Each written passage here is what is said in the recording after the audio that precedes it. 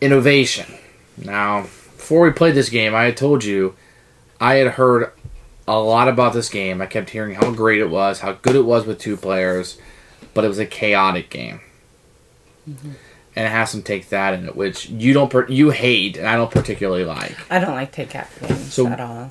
You don't like take that, right? And you don't really like chaos in games. Mm-mm. So how did you feel about innovation? First of all, I have to congratulate you on whole-handedly kicking my butt in this game. It was pitiful how much I lost. You collect domination points, and I will have to say that it was domination. He had like 6 and I had 1. It was horrible. But having said that, I actually kind of enjoyed the game. I didn't feel like it was chaotic with only 2 players. I really didn't. I could see maybe with people moving really fast where everything would go and it would switch, who was winning very often. Especially there were some cards. Some of the cards got stuck on like your side and I wanted to get rid of them and I couldn't.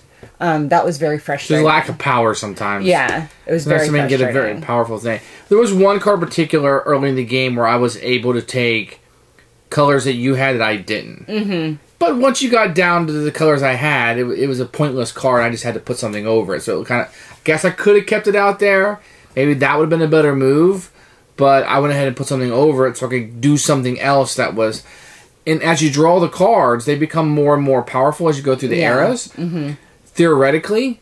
And I think knowing the cards better when you play will be more important because you kind of know what you're looking out for. Right. But every time you play, there's at least one card from every era not in there. So if there's an overpowerful card, which all the cards are kind of overpowerful, right? Right. Yeah. Depending on what icons you have. Yeah. I had some that were very powerful. And, and you were far behind. And with some of those, you were able to come back. Right. Quite a bit. Maybe not enough to get to domination. Right. But you were building up an engine. I think I just got too far ahead. I had like 5-0 at one point. Right. But I think if you would have played the game from that point on, the story may have been different, or if you had to continue to play. Well, I think that it became a problem because you couldn't dominate unless you had the card playing, an active card in that era. Yeah. That was difficult. It made you plan a little bit. And that's that little rule where in order to score domination, you have to have a card from that era up. Sometimes forces you to cover up a card that's really powerful because you got to get that era in. Right. Okay, this is a civilization building game in a box. It plays in an hour, but probably 30 minutes for 2 players, maybe 40. It went pretty fast. And I think it would go faster if we knew the game better, so the more you play. Yeah.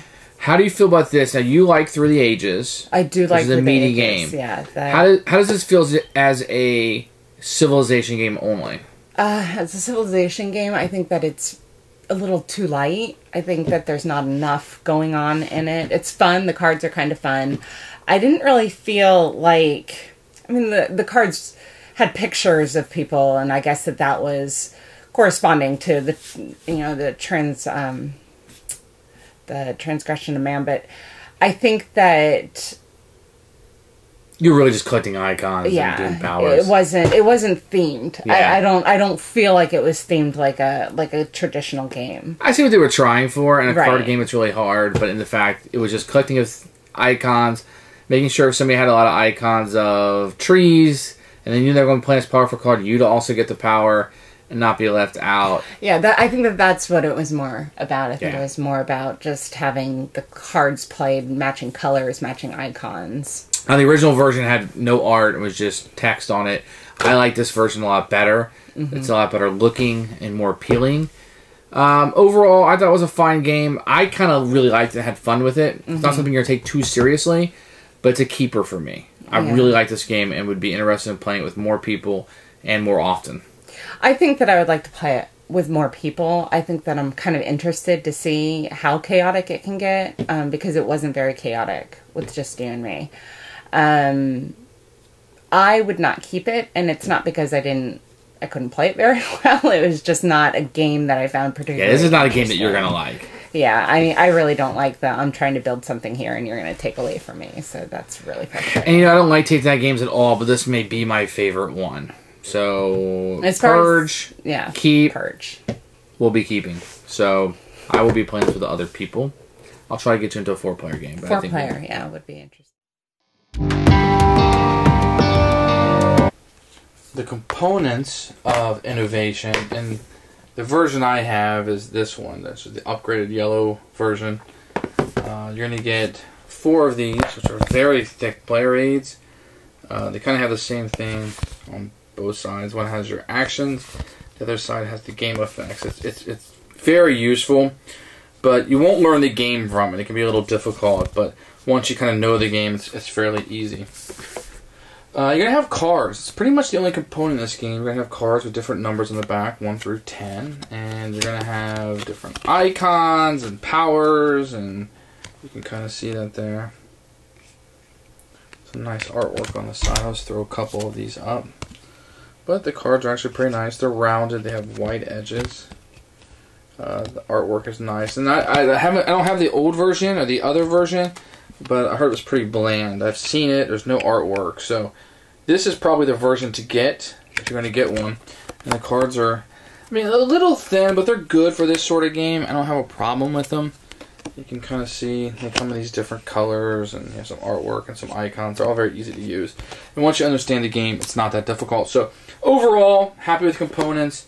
Just to show you the box one more time, it's one of those magnet ones that are really nice. I like those. Place for this and some overview. Happy with the components. I mean, really, it's just these cards for the most part. Okay, the rules for innovation are going to be very, very wordy. The setup picture, I didn't feel like was all that helpful. It was sort of helpful, but there's some things I had to figure out on my own. I actually found the player aid to be a little bit easier to understand in this book. But this page 3 kind of tells you the entire game, and then it kind of dives into examples, has the end game, some definitions which are going to be needed. There's some weird wordage in here, and then you have an example of a player's turn, which I really like the example of a player's turn. But we struggled trying to figure this game out at first, right? Mm-hmm. Even though I'd read the book multiple times, I actually didn't play it because it never clicked in my head. We still had some questions we were playing, and then we kind of, by placing the cards out and understanding it, we were able to piece it together a little bit, right? I think that's mostly how we play board games in general, with experiential learning the game. So too. It makes it easier when you actually have the pieces out and are trying to move the different mechanics. Well, this plays very different than a lot of games we ever play. Like, you know, right. You're playing Carson City and Agricola, you understand the worker placement, but this is very different to me. It is different. It was a very different game. And how you could splay in different ways, left, right, up, down, like it was very... Which to me made it interesting. It really was an interesting game. As far as, these type of games go. The game is much simpler than this rule book will lead you to believe. The game is actually simple. Put the cards out and start playing it. So that's our rules overview of innovation. I'm going to show you how to play, but I'm going to do so just with one player. So you're going to have this, and you're going to have the game effects at the top, your influence over here, and then you're able to dominate there, any projects that you're working on down there. You start the game out, you get to draw 2 of these cards, and you're going to play one face up. It doesn't matter, so I'll just place this one up, if you can see it. And what I'm going to do is, I'm going to move the board a little bit. You wouldn't necessarily do this, but I just want to put everything in frame. Okay, just so you can see it. So, there you go. So, let me play the other one. So I want to play this card. Okay, so on your turn, you can do, if you're looking at this, you can do one of 4 things. You can draw a card, and you always draw a card from the era that you're in. If that era deck is gone, you would do the next highest one. So if it's 3, you can't go back and pick up a 1. You have to do 3. If there's no 3 cards, then you would pick up 4. So that's how that works. And then you can play a card. Play a card is simple. You take a card and you put it down. If it's the same color, it goes on top of it. If it's not, it makes a new color. So I think there's 5 different colors. So you have 5 different piles going. That's how that works. And you can dominate, which is that's just how you're going to win the game. In a 2-player game, I think there's 6 dominations, and 5 and a 3, and 4 and a 4. So this is how you're going to win. Basically, you take your influence, multiply by the era that you're trying to score. This is what you do So in order to dominate the first era, you would need the era times 5. So I would need 5 influence points and at least 1 level 1 card face up. I have the 1 level card face up. I don't have the 5 influence. But when I do, I can just take that as an action on my turn and take it. Or you can activate. Now, if you look here, if it says Supremacy, if it has just an arrow this way, you will affect anybody who has less icons than you. So let's take a look here at this card. Anybody who has less of this rook or castle looking thing, I have 3. 1, 2, 3 in front of me. This is the card I played down. If they have less than 3, then they have to do what it says here. I demand you transfer a card that provides the crown from your hand to my influence. If you do, you get to draw a level 1 card. Influence, once again, is going to help you be able to dominate. You want that. And if you look right here, this is a cooperative one. So they have to have at least as many castles as I have. And if they do, if no card was transferred due to the Supremacy Dogma, draw a level 1 card. And that's pretty much how the game is going to go. So on your turn, you'll be able to take 2 of those 4, do the same action more than once. So I'm going to draw 2 cards on my turn. So these are the cards that I drew. Now, the other guys would go in turn. I'm just going to show you my turn. So let's say next time I want to play this card, this green card. Now I would play this green card on top of this other green card, and I would lose these castles. Now my icons would be 2 green and a crown. Okay. And I'm going to play this blue card. I just put a blue card down. That's it. And then we go around. Everybody else would take their turn. It'd be my turn again. I have 2 actions. So let's see what we would do here. Let's try this green card just for fun and giggles and see what happens. I don't even know what it says. So it's cooperative because it has an arrow going in every direction. Put into play a card of a different color than any card in your zone. Great. I have a red, so I can just play that red card down. Easy. And then it says, draw and score a level 1 card for each color in your zone and in no other players. So I have blue, green, red. And let's just pretend, for argument's sake, nobody has any blue cards or green cards in front of them.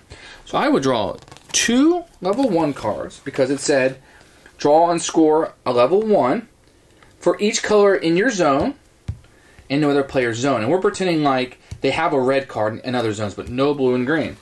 So I would draw 2, put it right here in my influence. You can see that. And now I have 2 influence. Remember, to dominate, I need 5. So it would go back around the board. Everybody would do their thing again. And I could activate this card twice. And if I do, and once again, it scored the same way, then for the first time, I would get 2. Then for the second time I used it, I would get 2 more. And then it would go around the board, right? So I would look over here and say, I have 1, 2, 3, 4, 5, 6 level 1s. Remember, to dominate, I need the level times 5. So I only need 5. I have 6. I have a level 1 card. So then what I could do is, as an action, I could dominate, which puts the level 1 on this side. And in a 2-player game, if I get 6 of these, I win. So on your turn, what you're going to do a lot of times is try to put these cards down in such a way that you can score. Now, sometimes your card may say, splay this left. That means you do it just a little bit to the left like this, and now I have this icon also. Or it may say, splay it right. It may say, splay it up. Then I have all of these icons. But I can only ever use the action of the power that's on top. Okay? So if I had, let's say on my next turn, I drew, 2 more cards. And then it came back around to my turn, whatever. I wanted to play red, I could do that. Activate it perhaps, or activate this blue one. You may recycle up to 3 cards from your hand. If you do, draw and score a card of the value equal to the number of cards you recycle. So I only have 1 card in my hand. So according to that, I could recycle it, which just means discard it and put it on the bottom of its pile. So I took my card, put it on the bottom of this card. And then I score a card, the number of cards I discarded, which was 1. So I put one of these over here in my influence. And then, if you look, it said draw 1. So I get to draw a level 1 card back into my hand. Now, what's important about this is to know that when you activate these, you need to look at all the icons people have face up. Because, so if I want to activate this thing, I don't want everybody to do this. Otherwise, it doesn't. So I want to make sure I have the most trees. 1, 2, 3, 4, 5 trees. That's good. So Now I look around before I activate this card. I may have a fantastic card, but I don't want to activate it because everybody will be able to activate it. So it might not do me any good. And that's kind of innovations in a nutshell. So let me go over this one more time. I'm going to have this player thing. So you can draw a card from an era of the highest card that you have in front of you. You can play a card. Take a card from your hand and just lay it down. If it's the same color, it goes on top. If it's a different color, you start a new pile. Dominate the era that you want to dominate. Now we're up 2 times 5. So I would need 10 influence over here and a level 2 card face up on top. Then I get to take that. And a number of these, I actually win the game. Or you can activate the card, whether it's Supremacy or Cooperative. But Supremacy, anybody who has fewer of those icons must do it, so it will hurt them. If it's Cooperative, that means they have to have at least as many as you to also activate and do the power. And that's pretty much the game. So this is, on the other side, is going to tell you a little bit about the icons and some words like archive they do and recycle and what they do, etc. But so that's innovation. It's a crazy, chaotic game, but a lot of fun.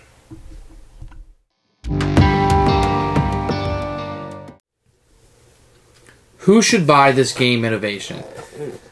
I'm going to go and say this is probably a gamer's game. A gamer's card game, if you will. Gamers are going to enjoy this. I also think if you have a group of teenagers, especially boys who are aggressive, who are willing to learn this and might have an interest in the theme, would be able to play this. I could see if you get a Boy Scout troop to sit down and learn the rules, that they would like to take that aspect of it, but maybe the higher end on the intelligent level of that. This could actually be used as a filler, I think, if you're waiting around for some people to show up or at a gaming con.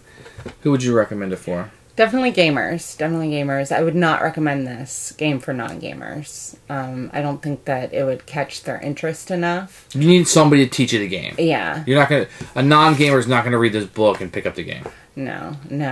I think that I don't know about the teenage boys because I was never a teenage boy, so I don't know if they would appreciate it or not. But I do think that you're right as far as being a filler game and good for gamers. You have to be okay with somebody taking your stuff or the chaos. Yeah. You playing an awesome card and then the next player playing something and it's completely irrelevant now. Yeah. You have to be okay with that. It's a go with the flow type of game. If you're the type of guy who wants to play this big long Kanban Panamax type Euro and you want to minimize and max every move and everything has to be based on what you do, kind of multiplayer solitaire, this is not the game for you. Yeah, absolutely very interactive. Not. No, and you have to. I do agree that it's kind of for a laid back gamer where they could have fun losing. It's not a big deal if you lose. That's a good thing to say. This is a fun game to lose. This is a fun game just to play. Yeah.